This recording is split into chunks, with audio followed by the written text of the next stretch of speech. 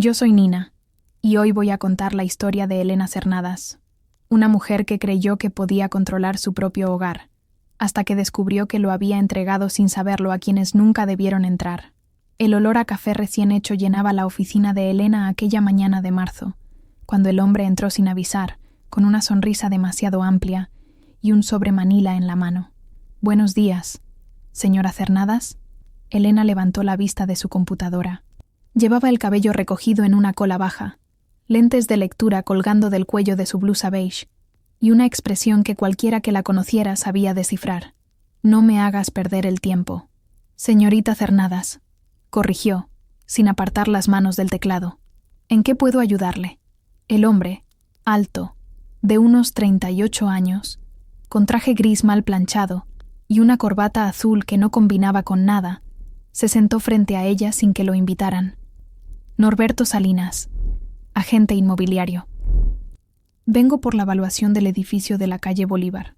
Elena asintió, abrió una carpeta y comenzó a revisar los documentos. Todo parecía en orden, hasta que vio el sobre Manila deslizarse sobre su escritorio. Adentro había billetes, muchos billetes. Ella los miró sin tocarlos. Luego alzó los ojos hacia Norberto. «¿Esto qué es?» «Un adelanto», dijo él, recargándose en la silla con naturalidad, «para que la evaluación salga, digamos, favorable». Elena cerró la carpeta con un golpe seco.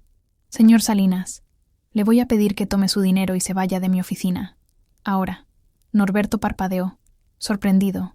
No estaba acostumbrado a que le dijeran que no. «Señorita, no me malinterprete». «No lo malinterpreto. Lo interpreto perfectamente». Elena se puso de pie, cruzó los brazos y señaló la puerta.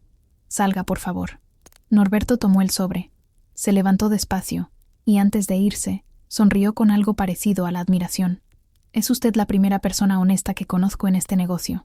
«Y usted el 10º corrupto esta semana», respondió Elena, sin devolverle la sonrisa. La puerta se cerró. Elena volvió a sentarse, suspiró y se quitó los lentes. Tenía 34 años, 2 hijos de su primer matrimonio, facturas acumuladas y una oficina que sostenía sola desde que se divorció de Javier 3 años atrás. No tenía tiempo para hombres, y mucho menos para hombres que llegaban con sobornos. Pero Norberto Salinas no se rindió tan fácil. «Fans». 2 semanas después, volvió, esta vez sin sobre Manila, sin corbata mal combinada, sin sonrisa de vendedor. Traía un ramo de margaritas blancas y una disculpa en los labios. «Señorita Cernadas, vengo a pedirle perdón». Elena lo miró desde la puerta de su oficina, con las llaves en la mano, y Mile y Mario esperándola en el coche. «No tengo tiempo para esto», dijo sin detenerse. «Solo 1 minuto», insistió él, caminando a su lado. «Me equivoqué. Trabajo con gente que me enseñó a hacer las cosas mal, pero usted me hizo ver que no todos son así». Elena se detuvo junto al coche. Mario, de 7 años, la miraba desde la ventana trasera con los audífonos puestos. Mile, de 5, ya se había quedado dormida. «Señor Salinas, aprecio la disculpa, pero...» «Norberto. Llámeme Norberto». Ella suspiró, cansada. «Norberto, tengo 2 niños esperándome. Buenas tardes». Pero él no se movió. Solo dijo, con voz suave: «Yo también tengo familia que depende de mí. Mi madre, mi hermana. Sé lo que es cargar con todo. Por eso la admiro». Algo en esas palabras tocó una fibra en Elena que hacía tiempo no vibraba. No era el halago, era el reconocimiento. Alguien que veía el peso que llevaba y no lo juzgaba. «Gracias», murmuró, subiendo al coche. Norberto se quedó parado en la acera, con las margaritas en la mano, viéndola partir. Las semanas siguientes fueron extrañas. Norberto empezó a aparecer con más frecuencia. Primero con café de casualidad cuando pasaba por la zona, luego con preguntas sobre evaluaciones que podía hacerle cualquier colega, pero prefería preguntarle a usted, y finalmente con invitaciones que Elena siempre rechazaba. «No salgo con clientes», decía, firme. «Entonces déjeme de ser su cliente», respondía él, con una sonrisa honesta. Elena no sabía si reír o correrlo, pero había algo en Norberto que la desarmaba. Su paciencia. No presionaba, no insistía, No se ofendía, esperaba. Y cuando finalmente Elena aceptó tomar un café con él un sábado por la tarde, mientras los niños jugaban en el parque cercano, descubrió que Norberto era distinto a los hombres que había conocido. Hablaba de su madre Bettina con devoción, de su hermana Leonor con ternura, de su trabajo con humildad. «No soy rico», admitió, revolviendo su café. «Pero soy responsable. Cuido a los míos. Y si alguien me da su confianza, la cuido también». Elena lo escuchaba, con Mario corriendo alrededor de la mesa y Mile trepada en su regazo, y algo dentro de ella comenzó a aflojarse. Quizás sí podía volver a confiar. Quizás no todos los hombres eran como Javier. 6 meses después, Norberto le pidió matrimonio. Fue sencillo, sin rodillas en el suelo ni anillos caros. Solo una pregunta honesta. En la cocina de Elena, mientras ella pelaba papas y él secaba los platos. «¿Te casarías conmigo?» Elena dejó el cuchillo sobre la tabla. Se quedó quieta, mirando el fregadero. «Norberto, tengo 2 hijos, una hipoteca, una vida complicada. Lo sé, y no voy a regalar lo que me costó tanto construir. No te lo pido». Ella se volteó hacia él, seria. «Si nos casamos, quiero un acuerdo prenupcial. La casa que heredé de mi tía Nora se queda a mi nombre. Y tu madre y tu hermana pueden vivir aquí, pero solo por 6 meses. Después, buscan otro lugar». Norberto asintió sin dudar. «Me parece justo». Elena lo miró a los ojos, buscando alguna señal de mentira, de trampa, de intención oculta. No encontró nada, solo un hombre que parecía amarla y que aceptaba sus condiciones sin pelear. «Está bien», dijo finalmente. «Hagámoslo». Se casaron 3 meses después, en una ceremonia pequeña en el jardín de la casa de Elena. Bettina y Leonor llegaron con maletas enormes, abrazos efusivos y sonrisas que no llegaban a los ojos. Y mientras Elena cortaba el pastel, rodeada de sus hijos, su padre Benjamín y su nuevo esposo, sintió algo que hacía mucho no sentía: esperanza. No sabía que, en ese mismo momento, Bettina le susurraba a Leonor: «Esta casa es perfecta, y va a ser nuestra». La primera señal fue sutil, tan sutil que Elena casi la dejó pasar. Fue una semana después de la boda, un martes por la tarde, cuando regresó del trabajo y encontró la sala reorganizada. El sofá beige que había pertenecido a su tía Nora estaba contra la pared opuesta. Los cojines turquesa que ella misma había bordado habían desaparecido, y en su lugar había unos rojos con flecos dorados que jamás había visto. Bettina estaba sentada en el sillón reclinable, su sillón, tomando té con 2 amigas que Elena no conocía. «Ah, mija, llegaste», dijo Bettina sin levantarse, como si fuera ella la dueña de casa. «Te presento a Refugio y a Carmela». Les estaba enseñando lo linda que quedó la sala. Elena dejó su maletín junto a la puerta. Respiró hondo.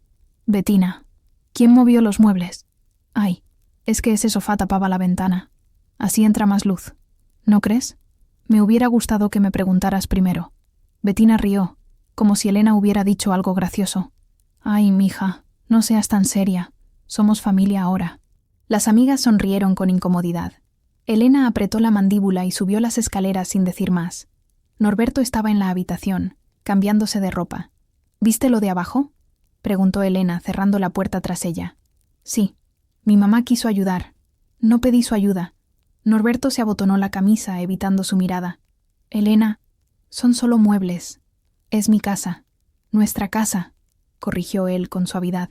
«Y ellas también viven aquí, por ahora». Elena lo miró fijamente. Había algo en su tono que no le gustó, algo condescendiente, algo que la hacía sentir exagerada. 6 meses, Norberto. Acordamos 6 meses. Lo sé, y lo vamos a cumplir». Él se acercó, le dio un beso en la frente y salió de la habitación.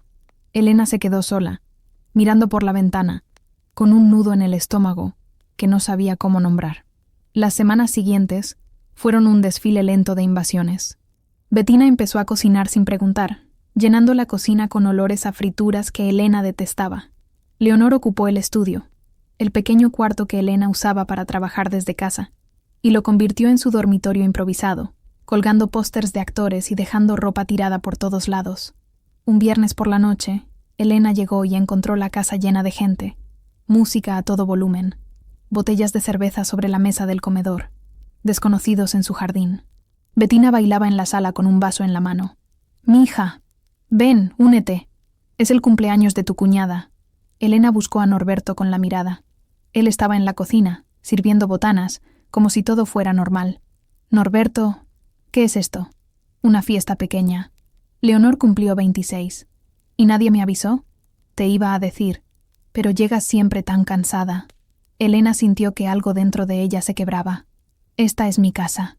No pueden hacer fiestas sin avisarme». «Elena, no exageres». «No estoy exagerando», gritó, y la música se detuvo. Todos la miraron. Bettina dejó su vaso sobre la mesa con expresión ofendida. «Ay, mija, solo queríamos celebrar en familia». «Pues avisen la próxima vez», dijo Elena, con la voz temblando de rabia contenida. Subió a su habitación, cerró la puerta con seguro y lloró en silencio, con las manos tapándose la boca para que nadie la escuchara. Dada esa semana, a la mañana siguiente, Elena escribió una lista. Reglas claras, límites necesarios. La imprimió, la puso en un portarretratos y la colgó en la cocina. Reglas de la casa. 1. Avisar con 2 días de anticipación si habrá visitas. 2. No mover muebles sin consultar. 3. Respetar los espacios privados, habitaciones, estudio. 4. Colaborar con las tareas del hogar. 5. No hacer fiestas sin permiso. Bettina leyó la lista mientras tomaba café. Leonor se acercó, leyó también, y soltó una carcajada. ¿En serio, Elena? ¿Reglas? Sí, reglas. Bettina arrancó la hoja del portarretratos, la arrugó y la tiró a la basura. Mija, esto no es un hotel. Elena sintió que la sangre le subía a la cabeza. Tienes razón, no es un hotel, es mi casa. Y si no las respetan, se van. Bettina la miró con frialdad. Por primera vez, Elena vio algo oscuro en esos ojos. Desprecio. Ay, Elena, eres tan dura. Por eso tu primer marido te dejó. El golpe fue perfecto. Preciso. Letal. Elena no respondió. Solo salió de la cocina, con los puños apretados y el corazón destrozado. Esa noche, Norberto intentó calmarla. Mi mamá no lo dijo con maldad. Sí lo dijo con maldad. Está vieja. No piensa lo que dice. Norberto, tu madre y tu hermana me están faltando al respeto en mi propia casa. Y tú no haces nada. Él suspiró, cansado. ¿Qué quieres que haga? Que las pongas en su lugar. Que me defiendas. Que cumplas lo que prometiste. Norberto se frotó la cara con las manos. Elena, dame tiempo. Solo llevo 1 mes casado contigo. No puedo echarlas así como así. Acordamos 6 meses. Y se van a ir. Te lo prometo. Pero algo en su voz le dijo a Elena que esa promesa no valía nada. El embarazo llegó sin aviso. 2 líneas rosas en una prueba que Elena hizo sola, encerrada en el baño, con Mile golpeando la puerta preguntando si ya podía entrar. Elena se sentó en el borde de la tina, con la prueba temblando entre sus manos. Un tercer hijo, con un esposo que no la defendía, con una suegra que la odiaba, con una casa que ya no sentía suya. Cuando se lo dijo a Norberto, él sonrió. Eso es maravilloso, amor. Pero Elena no sintió nada maravilloso. Solo sintió miedo. El embarazo fue difícil desde el principio. Náuseas constantes, presión alta, contracciones prematuras. Elena seguía trabajando, porque alguien tenía que pagar las cuentas, mientras Norberto pasaba los días buscando clientes que nunca aparecían.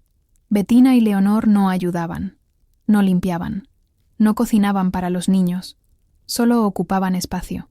Y cuando Elena, a los 7 meses de embarazo, tuvo que ser hospitalizada por amenaza de parto prematuro, ellas tomaron el control total de la casa.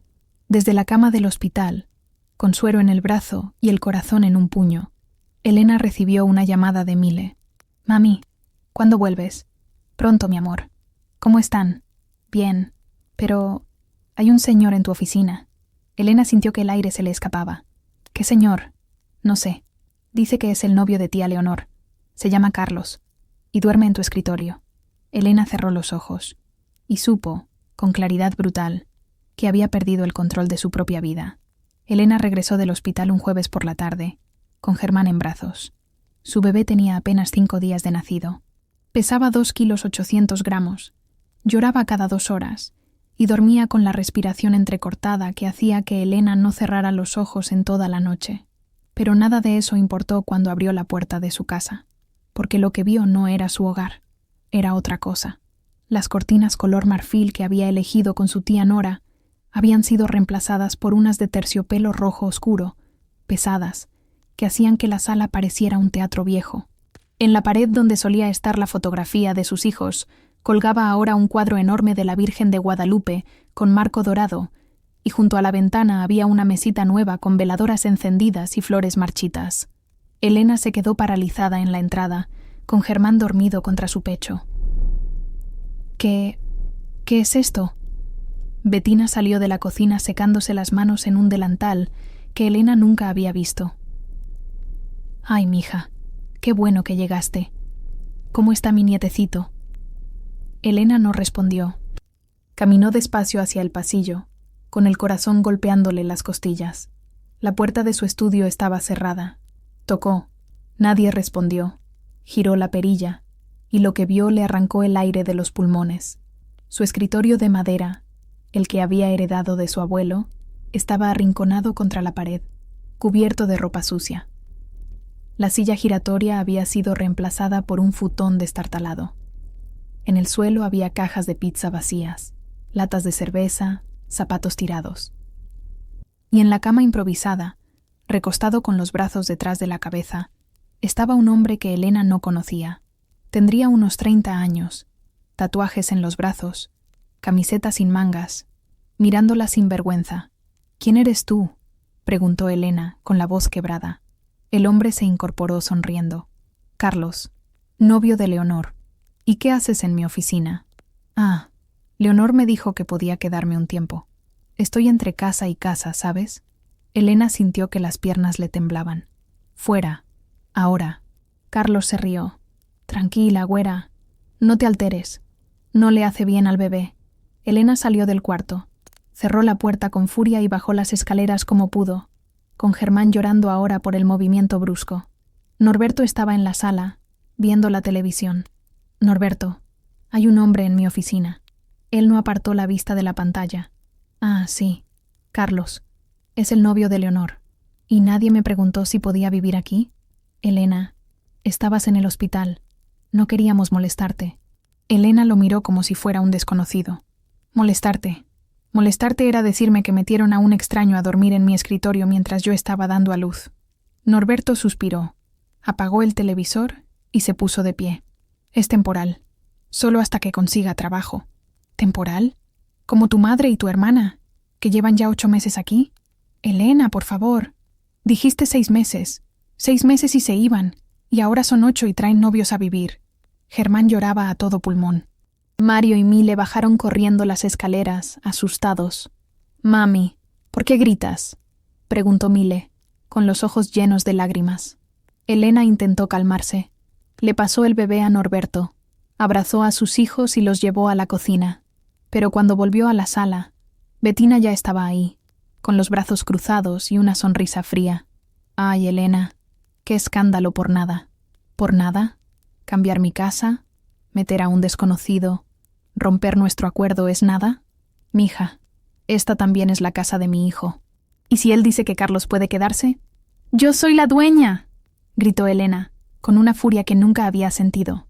«Esta casa es mía, y se van todos. Todos. Ahora». El silencio que siguió fue denso, pesado, lleno de veneno. Bettina dio un paso hacia ella. Su voz era baja, venenosa. «Ah, ¿sí? ¿Y cómo nos vas a sacar?» Elena parpadeó. «¿Qué?». Leonor apareció en las escaleras, con Carlos detrás. Ambos sonreían. «Mamá tiene razón», dijo Leonor, cruzándose de brazos. «¿Cómo nos vas a sacar si ya estamos registrados aquí?». Elena sintió que el suelo se movía bajo sus pies. «¿Registrados?». Bettina sacó un papel doblado de su bolsillo y lo puso sobre la mesa. Era un documento oficial, del registro civil. Elena lo leyó una vez, luego otra y otra. Bettina Salinas de Morán y Leonor Salinas Morán quedan registradas como residentes permanentes en el domicilio ubicado en... Y al final, su firma. Pero ella jamás había firmado eso.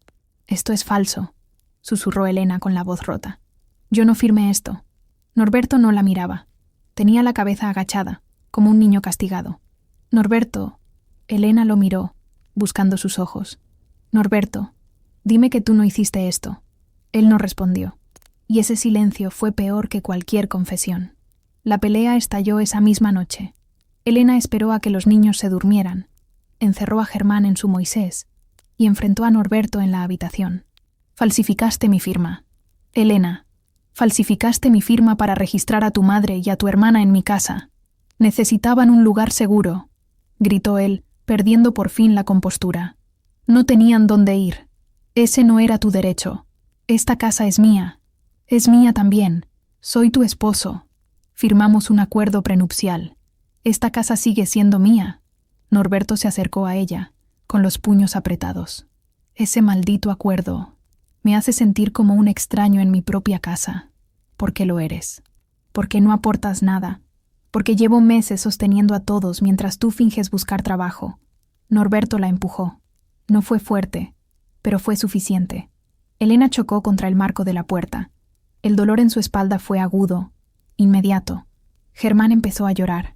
Elena lo miró fijamente, con lágrimas cayendo por sus mejillas. Me empujaste. Fue sin querer. Me empujaste. Norberto retrocedió con las manos temblando. Elena, vete de aquí. Él salió de la habitación, cerrando la puerta tras él. Elena se dejó caer en el suelo, abrazando a Germán, sollozando en silencio, y supo que algo dentro de ella acababa de romperse para siempre. El golpe llegó 3 días después. Elena había pedido una cita con un abogado. Bettina se enteró, y cuando Elena bajó las escaleras con los documentos en la mano, dispuesta a salir, Bettina le bloqueó el paso. ¿A dónde vas? Eso no te importa. Claro que me importa. Esta es mi casa también. No, no lo es. Bettina sonrió con desprecio. Ay, mija, ¿de verdad crees que un papel te va a salvar? Norberto apareció detrás de su madre. Tenía los ojos rojos. Olía a alcohol. Elena, no hagas esto. Ya lo hice. Si vas con un abogado vas a arruinar todo. Tú ya lo arruinaste. Norberto perdió el control. Gritó. Maldijo. Y cuando Elena intentó pasar junto a él, le dio un puñetazo en el pómulo derecho. El golpe fue seco. Brutal. Elena cayó al suelo. Mario y Mile gritaron desde la sala. Germán lloraba en su Moisés arriba. Elena se tocó la cara. Sintió el calor de la sangre en su boca. Y cuando levantó la vista, vio a Bettina sonriendo. Eso te pasa por querer ser la dueña de todo. Elena no dijo nada. Se levantó despacio. Subió las escaleras. Entró a su habitación. Tomó su teléfono y llamó a la única persona en la que todavía confiaba. Papá, necesito que vengas. Ahora. Y Benjamín llegó 1 hora después, con la mandíbula apretada y los ojos llenos de furia contenida. Elena le abrió la puerta con el pómulo hinchado, Germán en brazos, y sus 2 hijos mayores aferrados a sus piernas. Hija, Dios mío, nos vamos, papá. Nos vamos ahora. Benjamín no preguntó más. Subió las escaleras, llenó una mochila con ropa de los niños, tomó los documentos importantes y bajó con todo en los brazos. Norberto intentó detenerlos en la puerta. Elena, por favor, apártate. Es mi hijo, no puedes llevártelo. Benjamín se plantó frente a él. Si la tocas otra vez, te rompo la cara. ¿Entendido? Norberto retrocedió. Y Elena salió de su propia casa, en medio de la noche, con 3 hijos, una mochila y un corazón destrozado, dejando atrás el hogar que había defendido y entregándoselo, sin querer, a quienes nunca debieron entrar. El departamento de Benjamín olía a café viejo y a periódico. Era pequeño, 2 habitaciones, una cocina angosta, un baño con azulejos despegados, pero tenía algo que la casa de Elena había dejado de tener hacía meses. Silencio, silencio sin gritos, sin invasiones, sin miradas llenas de odio. Elena se sentó en el sofá desgastado de su padre, con Germán dormido en sus brazos, mientras Mario y Mile jugaban en el suelo con algunos juguetes que Benjamín había rescatado de una caja vieja. ¿Te duele?, preguntó Benjamín, señalando el pómulo de Elena. Estaba hinchado, morado, con un corte pequeño en el arco de la ceja. Sí, vamos al hospital. No, Elena, vamos al hospital. Ahora. Esta vez, ella no discutió. En urgencias, una doctora joven con expresión cansada revisó su rostro, tomó fotografías del golpe y llenó un formulario con letra clara y precisa. ¿Quién le hizo esto? Elena dudó. Mi esposo. La doctora dejó de escribir y la miró directo a los ojos. ¿Es la primera vez? ¿La primera vez que me golpea? Sí, me empujó hace 3 días. ¿Tiene dónde quedarse? Con mi padre. Bien. La doctora terminó de escribir y le entregó una copia del informe. Guarde esto. Si decide hacer una denuncia, este documento es clave. También voy a darle el contacto de una trabajadora social. Elena tomó los papeles con manos temblorosas. Gracias. La doctora le apretó el hombro con suavidad. Usted no tiene la culpa, recuérdelo. Pero Elena no estaba tan segura. Y... esa noche, en el sofá de su padre, Elena rompió el silencio. Le contó todo. Desde la primera invasión de Bettina hasta el registro falso. Desde las humillaciones hasta el puñetazo. Benjamín escuchó sin interrumpir, con los puños cerrados y la mandíbula tensa. Cuando Elena terminó, él solo dijo: «Mañana vamos con un abogado». «Papá, no tengo dinero para abogados». «Yo sí, y aunque no lo tuviera, encontraría la forma. Esa casa es tuya, y nadie te la va a quitar». Elena cerró los ojos. Las lágrimas cayeron sin control. «Me siento tan estúpida. Dejé que pasara todo esto. Dejé que entraran. Dejé que me hicieran esto». Benjamín se acercó y la abrazó con fuerza. «No te hiciste nada. Ellos te hicieron, y ahora vas a defenderte».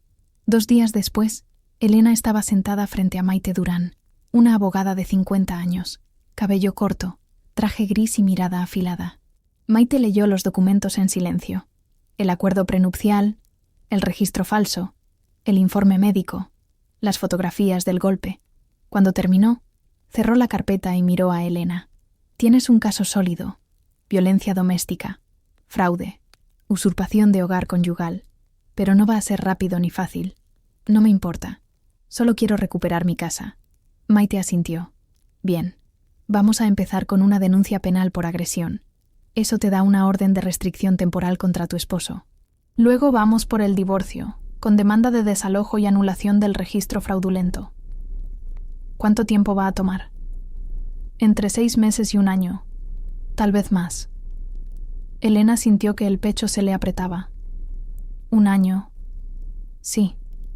Pero si haces las cosas bien, si sigues cada paso, si no te rindes, vas a ganar».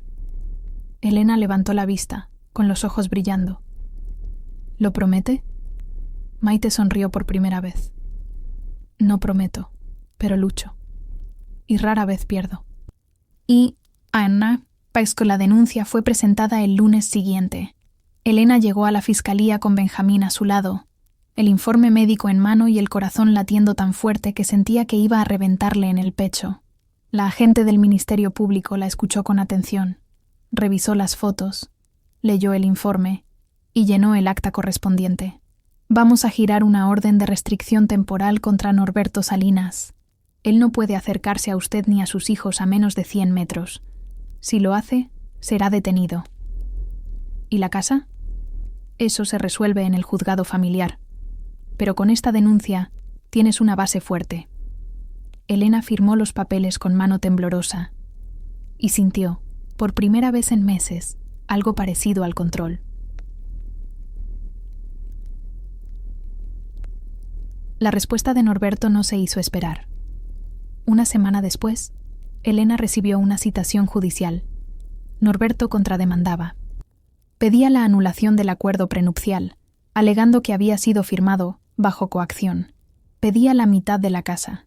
Pedía que Bettina y Leonor mantuvieran su registro como residentes permanentes.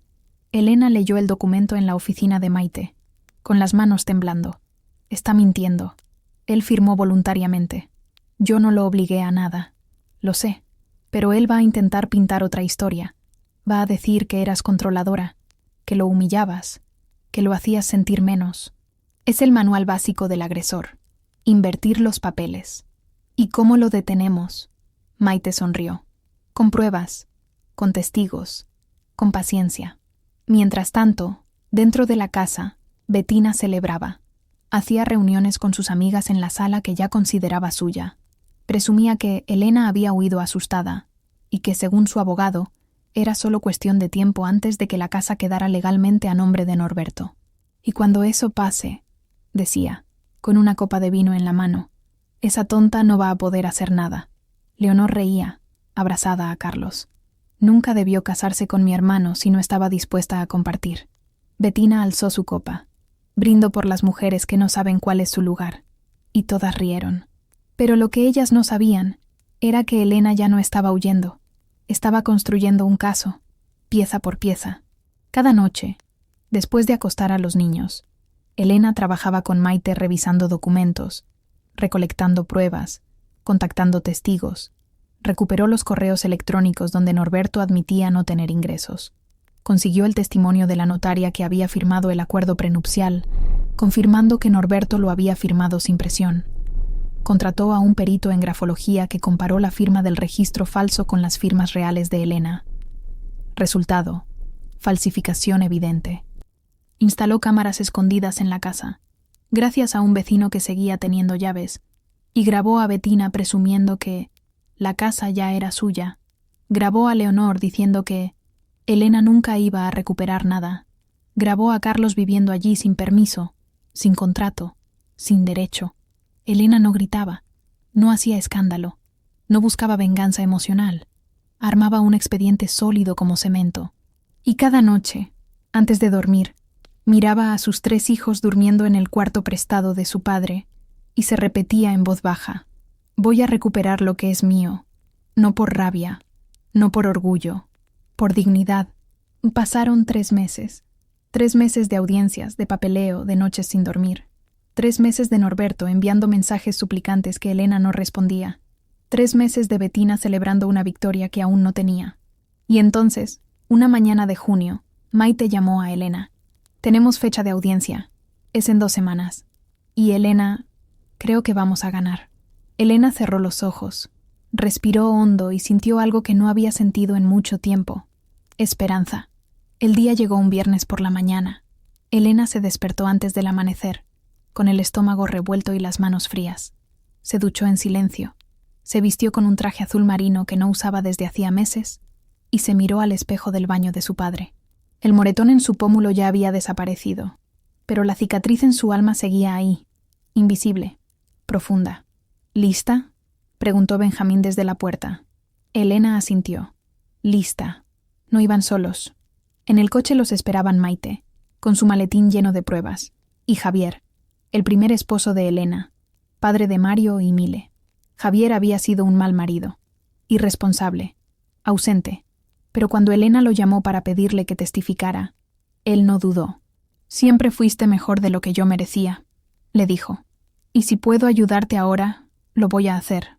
Elena le agradeció con la mirada. Detrás de ellos iba otro coche, 2 guardias de seguridad privados contratados por Maite y un oficial de policía que acompañaría el operativo de desalojo en caso de que el juez fallara a favor de Elena. Todo estaba listo. Solo faltaba una cosa: valor. La audiencia fue rápida, técnica, fría. El juez revisó las pruebas con expresión impasible. El informe médico, las fotografías del golpe, el análisis grafológico que demostraba la falsificación, los correos de Norberto, las grabaciones de Bettina. Norberto intentó defenderse con lágrimas y súplicas. Señor juez, yo amo a mi esposa. Cometí errores, lo admito, pero esto es demasiado. Ella me está quitando a mi hijo. El juez lo interrumpió con voz seca. Señor Salinas, usted agredió físicamente a su esposa. Falsificó su firma en un documento oficial y permitió que terceras personas invadieran un inmueble que no le pertenece. ¿Eso es amor? Norberto bajó la cabeza. El abogado de Bettina y Leonor intentó argumentar que ellas tenían derecho a residencia por vínculos familiares. Maite lo desmontó en 3 minutos con el análisis grafológico y el testimonio de la notaria. El juez golpeó el mazo. Se declara nula la inscripción de Bettina Salinas de Morán y Leonor Salinas Morán en el domicilio ubicado en calle Roble, número 143. Se ordena desalojo inmediato. Se ratifica la validez del acuerdo prenupcial entre Elena Cernadas y Norberto Salinas. Se decreta orden de restricción definitiva contra el señor Salinas. Tiene prohibido acercarse a la señora Cernadas y sus hijos menores de edad. Elena sintió que las piernas le temblaban. Maite le apretó la mano. Ganaste. Ah. 1 hora después, Elena estaba frente a la puerta de su casa. Su casa, con la llave de repuesto en la mano, escoltada por su padre, por Javier, por Maite, por los 2 guardias y por el oficial de policía. Respiró hondo y abrió la puerta. El ruido la golpeó primero. Música a todo volumen, risas, el tintineo de copas. Había una fiesta. Elena entró a la sala como si fuera la primera vez. Bettina estaba sentada en el sillón reclinable, su sillón, rodeada de amigas, con una copa de vino en la mano y una sonrisa amplia. Cuando vio a Elena, la copa se le resbaló de los dedos y cayó al suelo, derramando vino tinto sobre la alfombra. ¿Qué haces aquí? Elena no respondió. Solo avanzó despacio, con el documento del juzgado en la mano. El oficial de policía entró detrás de ella, con uniforme completo y placa a la vista. Buenas tardes. Venimos a ejecutar una orden de desalojo. Las amigas de Bettina se pusieron de pie, nerviosas. Leonor bajó corriendo las escaleras con Carlos detrás. ¿Qué está pasando? Elena la miró directo a los ojos. Se terminó. Leonor soltó una risa histérica. ¿Se terminó? Ay, Elena, ¿cuántas veces tengo que decirte? Esta casa ya no es solo tuya. Elena desplegó el documento y lo puso sobre la mesa. Según el juez, sí lo es. Bettina lo leyó, con las manos temblando. Luego miró a Elena con odio puro. Esto es injusto. Injusto. Somos familia. Familia no falsifica firmas. Familia no celebra mientras alguien huye golpeada. Maite dio un paso adelante. Tienen 24 horas para desalojar el inmueble. Si no lo hacen voluntariamente, la policía los sacará por la fuerza. Norberto apareció desde la cocina, pálido, tembloroso. Elena, por favor, hablemos. Elena lo miró como si fuera un fantasma. No hay nada que hablar. Es mi hijo. No puedes quitarme a Germán. No te lo estoy quitando. Tendrás visitas supervisadas, cada 15 días, en un lugar público, lejos de mí. Norberto intentó acercarse. Los guardias le bloquearon el paso. Elena, te amo. Si me amaras, no me habrías golpeado. El silencio que siguió fue afilado, cortante. Bettina empezó a llorar, dramática, exagerada. Me vas a dejar en la calle. Soy una anciana. No tengo dónde ir. Deberías haberlo pensado antes de invadir mi casa. Leonor se llevó las manos al vientre. Estoy embarazada, Elena. ¿Vas a echar a una mujer embarazada? Elena la miró sin pestañear. Sí. La palabra cayó como piedra. Maite sacó una lista del maletín. Aquí están las pruebas que presentamos al juez. Fotografías de las agresiones, análisis grafológico, grabaciones donde ustedes mismas admiten haber invadido este inmueble con intención de quedárselo. Si no salen voluntariamente, esto se convierte en una denuncia penal por usurpación. ¿Prefieren irse hoy o en una patrulla? Carlos fue el primero en moverse. Subió las escaleras sin decir nada y empezó a empacar. Leonor lo siguió, llorando. Bettina se quedó sentada, mirando a Elena con rencor. Eres igual de dura que tu tía Nora. Por eso nadie te quiere. Elena se arrodilló frente a ella, mirándola directo a los ojos. Puede ser, pero esta casa es mía, y ustedes se van hoy. Y pasaron 6 horas. 6 horas de maletas, cajas, gritos, llanto y amenazas. Elena no se movió de la sala. No ayudó. No consoló. Solo observó.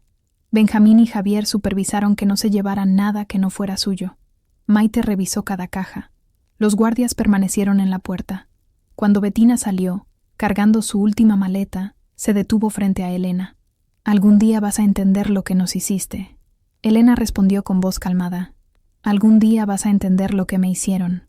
Bettina escupió en el suelo, a los pies de Elena, y se fue. Leonor y Carlos salieron detrás, sin mirar atrás. Norberto fue el último. Se detuvo en el umbral, con los ojos rojos. «Elena, lo siento. De verdad lo siento». Elena no respondió, y cuando él finalmente cruzó la puerta, ella la cerró, con seguro, con cadena, con todo el peso de su alma aliviada. Esa noche, Elena recorrió cada habitación de su casa. Quitó las cortinas de terciopelo rojo. Descolgó el cuadro de la Virgen. Limpió el estudio, sacó el futón, lavó las ventanas. Benjamín y Javier la ayudaron. Y cuando terminaron, ya entrada la madrugada, Elena se sentó en el suelo de su sala, con una taza de té caliente entre las manos, y sintió algo que no había sentido en un año entero. Paz. No era felicidad. No era victoria total. Era algo más simple, más profundo. Era respirar sin que doliera. Era estar en su propia casa sin miedo. Era haber ganado algo que nadie podría quitarle nunca más. Su dignidad. El divorcio se hizo oficial 4 meses después. Elena recibió el documento en un sobre manila, firmado por el juez. Sellado. Definitivo. Lo leyó una vez, sentada en la cocina de su casa, con una taza de café frío entre las manos. Se declara disuelto el vínculo matrimonial entre Elena Cernadas y Norberto Salinas. No sintió alivio, no sintió tristeza, solo sintió cansancio. Un cansancio profundo, de huesos, de alma. Guardó el documento en una carpeta azul junto con el resto de los papeles legales. La orden de restricción, el acuerdo de visitas supervisadas, la sentencia de desalojo. Todo estaba en orden, todo estaba resuelto, pero nada se sentía ganado.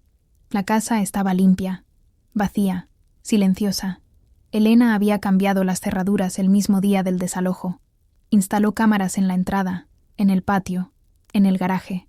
Contrató a un cerrajero para reforzar las puertas. Nadie entraría sin su permiso. Nunca más. Pero esa seguridad tenía un precio. Ahora, cada vez que escuchaba pasos en la calle, se tensaba. Cada vez que sonaba el timbre, revisaba primero por la ventana. Cada vez que Germán lloraba en la noche, Elena despertaba con el corazón acelerado, esperando gritos, golpes, invasiones. El trauma no se había ido con ellos. Se había quedado, instalado en su cuerpo, en sus noches sin dormir, en sus manos que temblaban cuando alguien alzaba la voz. El dinero se convirtió en una batalla diaria. Norberto pagaba una pensión alimenticia mínima, 1.500 pesos al mes para Germán. Apenas alcanzaba para pañales y leche. Elena perdió contratos. Los clientes que antes confiaban en ella empezaron a irse, intimidados por los rumores que Bettina había esparcido, que Elena era conflictiva, inestable, peligrosa. Hubo semanas en las que tuvo que elegir entre pagar la luz o comprar comida.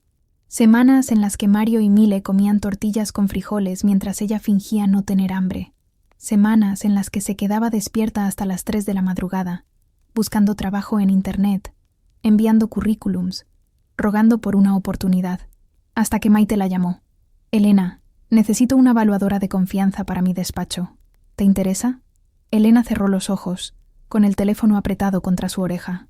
Sí, me interesa. Bien, empieza el lunes. Y por primera vez en meses, Elena lloró de alivio. Trabajar en el despacho de Maite le dio algo más que dinero. Le dio estructura, rutina, propósito. Salía de casa cada mañana, dejaba a los niños en la escuela, trabajaba 8 horas valuando propiedades, revisando documentos, reconstruyendo la carrera que había estado a punto de perder. No ganaba mucho, pero ganaba lo suficiente para pagar las cuentas, para llenar el refrigerador, para llevar a los niños al psicólogo, porque ellos también necesitaban sanar. Mario había dejado de hablar durante semanas después del desalojo. Se quedaba callado en clase, mirando al vacío, dibujando casas destruidas en sus cuadernos. La psicóloga infantil lo evaluó y diagnosticó estrés postraumático. Presenció violencia doméstica en una etapa crítica de su desarrollo. Va a necesitar tiempo y mucha paciencia. Elena lo abrazó cada noche. Le leyó cuentos. Le preparó su comida favorita. Le dijo una y otra vez que todo iba a estar bien. Y poco a poco, Mario empezó a hablar de nuevo. Primero en susurros, luego en frases cortas, luego en risas tímidas que Elena guardaba en el corazón como tesoros. Mille, en cambio, había desarrollado tartamudez. «Mami, ¿papá Norberto va a volver?» «No, mi amor, no va a volver». «¿Y la abuela Bettina?» «Tampoco». «¿Pe promesa?» «Promesa». Las sesiones de terapia del lenguaje ayudaron. Los ejercicios de respiración, las dinámicas de confianza, las tardes de juego sin presión. Y un día, Mile llegó corriendo de la escuela y gritó, sin tartamudear: «Mami, saqué 10 en matemáticas». Elena se arrodilló, la abrazó con fuerza y lloró contra su hombro. «Estoy tan orgullosa de ti, mi niña». Germán era el más pequeño, el que menos recordaba, pero también el que más sufría las consecuencias. Tenía pesadillas, lloraba sin razón, se aferraba a Elena como si temiera que fuera a desaparecer. Tiene miedo al abandono. explicó la psicóloga. Necesita saber que usted no se va a ir. Así que Elena lo cargaba más de lo necesario. Dormía con él en la cama. Le cantaba canciones de cuna aunque ya tuviera 2 años. Y lentamente, Germán empezó a sonreír, a balbucear palabras, a dar sus primeros pasos sin llorar, a ser un niño. Maona Fata Shantesa Benjamín se convirtió en el pilar que Elena nunca supo que necesitaba. Iba a la casa cada fin de semana, arreglaba lo que se rompía, jugaba con los niños, les hacía reír con chistes malos. Y cuando Elena se derrumbaba, porque sí, todavía había noches en las que se derrumbaba, él simplemente se sentaba a su lado en silencio. No le decía que todo iba a estar bien. No le daba consejos, solo estaba ahí. Y eso era suficiente. Así Javier también cambió. Empezó a cumplir con las visitas, a pagar la pensión a tiempo, a preguntar por las calificaciones de Mario y Mile. Un sábado por la tarde, mientras recogía a los niños, se detuvo en la puerta y miró a Elena. Sé que fui un mal esposo y un peor padre, pero quiero hacer las cosas bien ahora. Por ellos. Elena asintió. Está bien, pero si fallas otra vez, no voy a fallar. Y por primera vez en años, Elena le creyó. Pasaron los meses. La casa dejó de sentirse como un campo de batalla y empezó a sentirse como un hogar. Elena pintó las paredes de colores claros, colgó fotografías de los niños, plantó flores en el jardín. Los niños corrían por los pasillos, reían, jugaban, gritaban sin miedo, y Elena, por fin, podía sentarse en su sillón reclinable, tomar una taza de té y respirar, pero algo seguía faltando. Paso. Una noche, después de acostar a los niños, Elena se miró al espejo del baño. Tenía 36 años, ojeras permanentes, canas que no se molestaba en pintar, cicatrices invisibles que nunca iban a desaparecer. Había ganado la casa, había ganado la custodia, había ganado la razón, pero había ganado su vida. Se sentó en el borde de la tina, con las manos temblando, y se permitió llorar, no de tristeza, no de rabia, de agotamiento, porque ganar no se sentía como en las películas. No había música triunfal, no había abrazos emotivos, no había final feliz envuelto con moño. Solo había facturas por pagar, noches sin dormir, una casa que era suya, pero que a veces se sentía como una jaula, y una soledad tan profunda que dolía en los huesos. Esa noche, Elena escribió en su diario: gané, pero me siento vacía. ¿Eso es normal? ¿Es esto lo que se supone que debía sentir? Mis hijos están a salvo. Mi casa es mía. Nadie me golpea. Nadie me grita. Nadie me invade. Pero tampoco hay nadie que me abrace. Nadie que me diga que lo hice bien. Nadie que me ayude a cargar este peso. ¿Valió la pena? No lo sé. Todavía no lo sé. Cerró el cuaderno, apagó la luz y se fue a dormir. Pero no durmió. Nunca dormía. Los años pasaron como agua entre los dedos. Germán cumplió 4 años, luego 5, luego 6. Mario entró a la secundaria. Mile aprendió a tocar la guitarra. La vida siguió, con su ritmo lento y pesado, hecho de rutinas que Elena cumplía sin pensar. Despertar, preparar el desayuno, llevar a los niños a la escuela, trabajar, recogerlos, ayudarlos con las tareas, acostarlos, llorar en silencio, dormir mal, despertar de nuevo. Pero la guerra no había terminado. Nunca terminaba del todo. Norberto intentó ampliar el régimen de visitas 3 veces. La primera vez pidió llevarse a Germán los fines de semana completos. El juez negó la petición. Las visitas seguirían siendo supervisadas, en un parque público, cada 15 días, durante 2 horas. La segunda vez solicitó que Germán pasara las vacaciones de verano con él. El juez negó la petición. Germán tenía pesadillas cada vez que veía a su padre. El psicólogo infantil recomendó mantener el contacto limitado. La tercera vez, Norberto contrató a un abogado nuevo, más caro, más agresivo, y acusó a Elena de alienación parental. Esa fue la peor audiencia. Elena tuvo que escuchar cómo el abogado de Norberto la pintaba como una mujer vengativa, obsesionada con alejar a un padre amoroso de su hijo. Mi cliente ha cumplido con todas sus obligaciones, dijo el abogado con voz teatral. Paga la pensión. Asiste a las visitas. Y sin embargo, su hijo lo rechaza. ¿Por qué? Porque la madre lo manipula. Elena apretó los puños bajo la mesa. Maite se puso de pie. Señoría, el rechazo del menor hacia su padre no es producto de manipulación.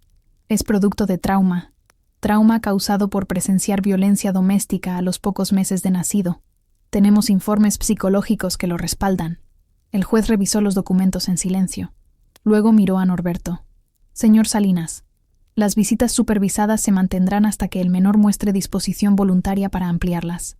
Si en algún momento Germán expresa deseo de pasar más tiempo con usted, se reevaluará. Mientras tanto, no hay cambios. Norberto salió de la sala con los hombros caídos. Elena salió temblando. Y esa noche, en la privacidad de su habitación, se permitió odiar. Odiar a Norberto. Odiar a Bettina. Odiar a Leonor. Odiar cada minuto que le habían robado de su vida. Fue 3 meses después cuando llegó la carta.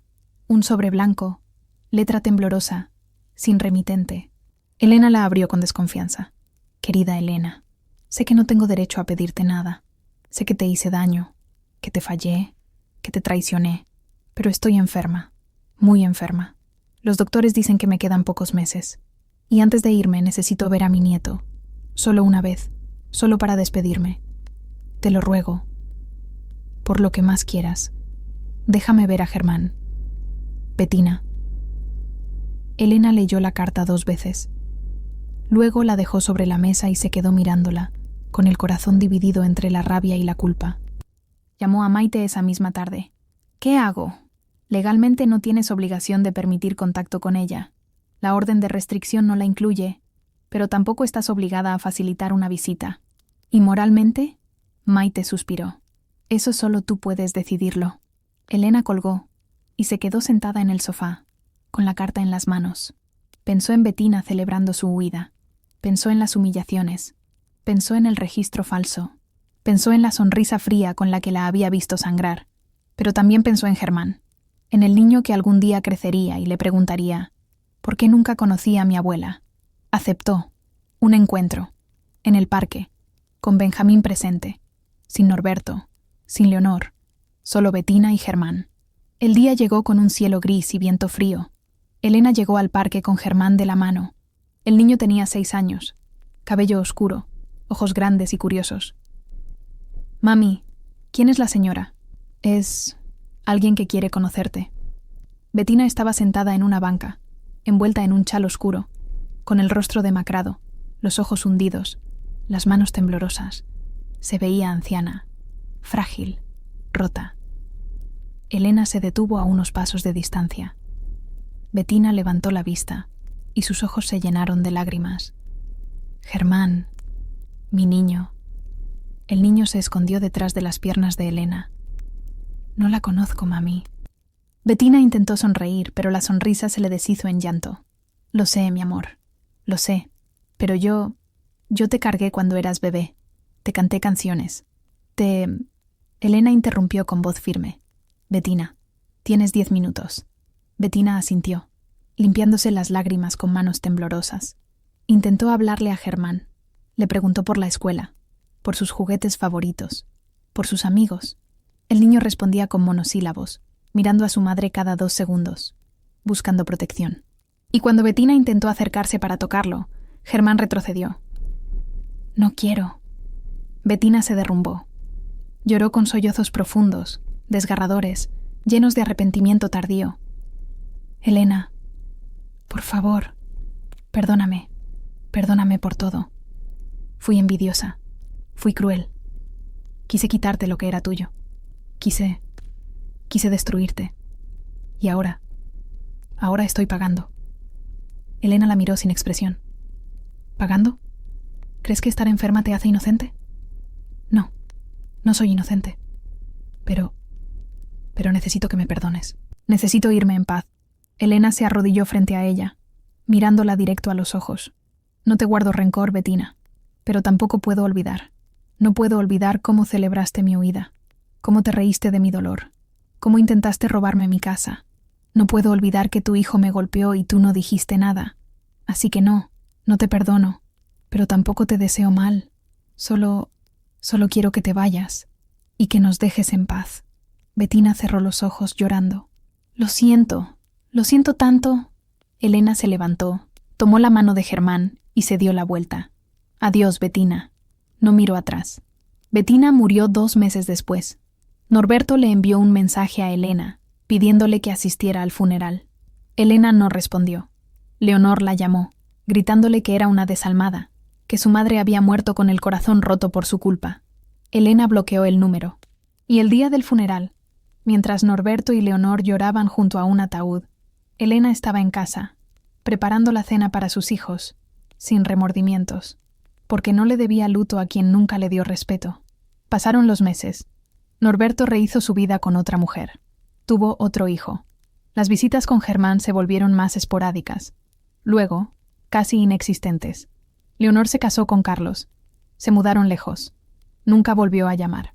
Y Elena se quedó sola con sus 3 hijos, en una casa que había defendido con sangre, sudor y lágrimas. Pero el verdadero confronto ya no era con ellos. Nunca lo había sido. El verdadero confronto era con ella misma, con la pregunta que la perseguía cada noche. ¿Valió la pena? ¿Defendí una casa o me perdí por dentro? ¿Gané algo o solo sobreviví? Y la respuesta todavía no llegaba. Elena tenía 39 años cuando se dio cuenta de que ya no recordaba cómo era reír sin culpa. Estaba sentada en la cocina, a las 6 de la mañana, con una taza de café frío entre las manos, mirando por la ventana cómo amanecía sobre su jardín descuidado. Germán tenía 9 años, Mario, 16, Mille, 14. Los 3 dormían todavía, envueltos en la paz que Elena había construido con sus propias manos rotas. Pero ella no dormía, no desde hacía años. La rutina se había convertido en su única certeza. Despertar, preparar el desayuno, llevar a Germán a la escuela, trabajar 8 horas en el despacho de Maite, recoger a Germán, ayudarlo con las tareas, preparar la cena, revisar que Mario no se desvelara con videojuegos, asegurarse de que Mille practicara guitarra, lavar los platos, doblar la ropa, pagar las facturas, sobrevivir, porque eso era lo que hacía Elena, sobrevivir, no vivir, no disfrutar, no soñar, solo sobrevivir, un día tras otro, como quien camina por un desierto interminable, sin saber si alguna vez llegará al agua. No había lujos en su vida, no había viajes, no había cenas en restaurantes, no había ropa nueva que no fuera estrictamente necesaria, había facturas que llegaban cada mes con números rojos, había citas médicas que tenía que aplazar porque no alcanzaba el dinero, había noches en las que cenaba solo un pan con café para que sus hijos pudieran comer pollo. Y había una soledad tan profunda, tan pesada, que a veces Elena sentía que se iba a ahogar en ella. Los hombres no existían en su vida. Maite le había presentado a un colega una vez, un hombre amable, divorciado, con 2 hijas. Deberías salir con él, Elena. Te haría bien. Elena había sonreído con cortesía y había rechazado la invitación, porque no tenía espacio en su vida para nadie más. No tenía energía para citas, para conversaciones, para volver a confiar. Su corazón estaba cerrado con llave, y había tirado esa llave al fondo de un pozo del que no quería rescatarla. Los niños crecían. Mario se había convertido en un adolescente callado, responsable, que ayudaba con Germán sin que Elena se lo pidiera. Estudiaba para entrar a la universidad. Trabajaba los fines de semana en una tienda de electrónicos para pagarse sus propios gastos. Un día, mientras lavaban los platos juntos, Mario le dijo: «Mamá, sé que ha sido difícil, pero quiero que sepas que estoy orgulloso de ti». Elena dejó el plato que estaba secando y lo miró, con los ojos brillando. «¿Por qué dices eso? Porque nunca te rendiste, porque nos defendiste, porque nos enseñaste que nadie debe aguantar lo que tú aguantaste». Elena lo abrazó con fuerza, ocultando su rostro en el hombro de su hijo, que ya era más alto que ella, y lloró. Lloró por todo lo que había perdido y por todo lo que había ganado.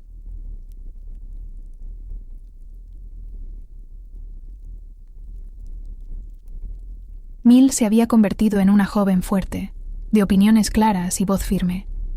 Tocaba la guitarra en un grupo de la escuela. Sacaba buenas calificaciones. Defendía a sus amigas cuando alguien las molestaba. Una tarde, Mientras practicaba en la sala, se detuvo y miró a Elena. «Mamá, ¿tú eres feliz?». La pregunta cayó como piedra. Elena dejó el libro que estaba leyendo. «¿Por qué preguntas eso?». «Porque nunca te veo feliz. Te veo cansada. Siempre cansada». Elena intentó sonreír. «Estoy bien, mi amor». Mile no le creyó. «No tienes que mentirme, mamá. Sé que ha sido difícil. Sé que sacrificaste mucho por nosotros. Pero algún día quiero verte feliz de verdad, no solo sobreviviendo». Elena cerró los ojos, con un nudo en la garganta. «Yo también quiero eso, mi niña». Germán era el más sencillo. Un niño risueño, cariñoso, lleno de energía. No recordaba a Norberto. No recordaba a Bettina. No recordaba el caos. Solo recordaba a su madre, a sus hermanos, a su abuelo Benjamín. Y eso, para Elena, era suficiente. Pero había días en los que Elena se sentía vacía, días en los que miraba su casa, su fortaleza, su batalla ganada, su precio pagado, y no sentía orgullo. Solo sentía cansancio. Cansancio de ser fuerte, cansancio de cargar sola, cansancio de no tener a nadie que la abrazara al final del día y le dijera: «Lo estás haciendo bien». Fue un domingo por la tarde, mientras Benjamín arreglaba una gotera en el techo y los niños jugaban en el jardín, cuando Elena se derrumbó. Se sentó en la cocina, con la cabeza entre las manos, y lloró. Lloró sin control, sin intentar ocultarlo, sin fuerzas para fingir que estaba bien. Benjamín bajó de la escalera, la vio y se sentó a su lado en silencio. Esperó, y cuando Elena pudo hablar, con la voz quebrada, le preguntó: «Papá, ¿valió la pena? Defendí la casa, recuperé mi dignidad, saqué adelante a mis hijos, pero me siento tan vacía, tan cansada, tan sola. ¿Valió la pena?». Benjamín la miró con ojos llenos de ternura. «Hija, ¿quieres que te diga la verdad?». Elena asintió, limpiándose las lágrimas. «Sí, la verdad es que no sé si valió la pena, porque esa pregunta solo tú puedes responderla. Pero lo que sí sé es esto: salvaste algo mucho más grande que una propiedad. Salvaste tu dignidad y el futuro de tus hijos. Les enseñaste que nadie debe soportar golpes ni humillación por un techo. Les enseñaste que hay batallas que vale la pena pelear, aunque duelan. Y eso, mija, eso no tiene precio». Elena cerró los ojos, dejando que las palabras de su padre calaran hondo. «Pero me siento perdida, papá, porque estás cansada. Y es normal. Has cargado sola durante años. Pero no estás perdida, Elena. Estás reconstruyéndote. Y eso toma tiempo». «¿Cuánto tiempo?». Benjamín sonrió con tristeza. «No lo sé, pero lo que sí sé es que no estás sola. Aquí estoy yo. Aquí están tus hijos. Y aquí está esta casa que defendiste con todo lo que tenías. No es poco, mija. No es poco». Esa noche, después de acostar a los niños, Elena se paró frente al espejo del baño. Se miró con honestidad brutal. Vio a una mujer de 39 años, con canas sin pintar, ojeras permanentes, manos ásperas de tanto trabajar. Vio cicatrices invisibles. Vio cansancio acumulado. Vio soledad. Pero también vio algo más. Vio fuerza. Vio resistencia. Vio a una mujer que no se había rendido. Tazia de su renacimiento no fue brillante. No hubo música triunfal. No hubo abrazos cinematográficos. No hubo final feliz de película. Pero hubo algo más simple, más real, más profundo. Hubo 3 niños que crecían en paz, sin gritos, sin golpes, sin miedo. Hubo una casa donde ya no había invasores. Hubo una mujer que todavía estaba cansada, todavía estaba sola, todavía estaba rota en algunos lugares, pero que había aprendido algo fundamental, que nunca más sería peso muerto en la vida de nadie, ni en la suya. Elena se sentó en su sillón reclinable, con una taza de té caliente entre las manos. Miró alrededor de su sala, su casa, su batalla, su victoria agridulce, y por primera vez en años sintió algo parecido a la gratitud, no por lo que había perdido, sino por lo que había salvado, su dignidad, sus hijos, su libertad. Y aunque todavía no había colores brillantes en su vida, aunque todavía había días grises y noches sin dormir, había algo nuevo naciendo, algo lento, algo discreto, algo que no se veía, pero que se sentía, la certeza de que había valido la pena, no porque fuera fácil, sino porque era suyo, su vida, su casa, su historia, y nadie, nunca más, se la iba a arrebatar. Yo soy Nina, y esta fue la historia de Elena Cernadas, una mujer que defendió su hogar a costa de todo, que perdió la paz, pero recuperó su dignidad, que lloró en silencio, pero nunca se rindió, y que hoy, aunque cansada, sigue de pie, porque hay batallas que no se ganan con gritos, se ganan con resistencia, con paciencia, con la certeza de que nadie tiene derecho a quitarte lo que construiste con tus propias manos. Y eso, amigas mías, eso es renacer.